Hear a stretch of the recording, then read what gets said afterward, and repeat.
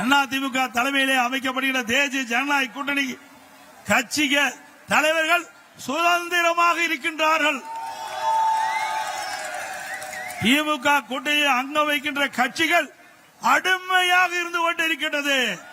அவருடைய கூட்டணியில் இருக்கிறவர்கள், கூட்டணிக்கு தலைமை பாஜக, கூட்டணியில் முடிவெடுப்பவர் அமித்ஷா என்பதை வெளிப்படையாக தெரிவித்திருக்கிற நேரத்தில் அவர் திராவிட முன்னேற்ற கழகத்தில் இருக்கின்ற கூட்டணி கட்சி தலைவர்களை அடிமை கட்சிகள் என்று பேசுவது தேவையற்ற செயல்.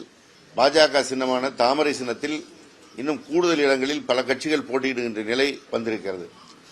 பாஜகவுடைய 27 இடங்கள், தமாகவுடைய 5 இடங்கள் இல்லாமல் இன்னும் அவருடைய கூட்டணியில் இருக்கின்ற இந்திய ஜனநாயக கட்சி, ஜான் பாண்டியனின் தமிழக மக்கள் முன்னேற்ற கழகம், புதிய நீதி கட்சி போன்ற கட்சிகள் எல்லாம் தாமரை சின்னத்திலே போட்டியிடுகின்ற நிலை வருகின்ற பொழுது இந்த தமிழகத்திலே நோட்டாவுக்கு கீழே வைக்கப்பட்டிருந்த தாமரைக்கு இன்றைக்கு அவர் ஒரு மிகப்பெரிய இடத்தை கொடுத்திருக்கிறார்.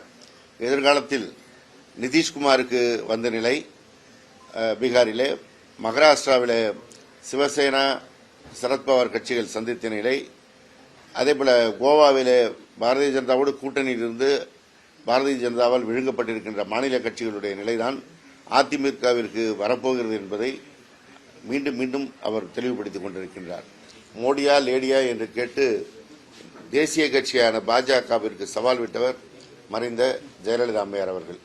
ஆனால் இன்றைக்கு மோடிதான் எல்லாம் என்று சொல்லி மறைந்த அம்மையார் ஜெயலலிதாவுடைய ஆன்மாவையே சாகடிக்கின்ற அளவிற்கு எடப்பாடி பழனிசாமி அவர்கள் சென்று விட்டார்கள்.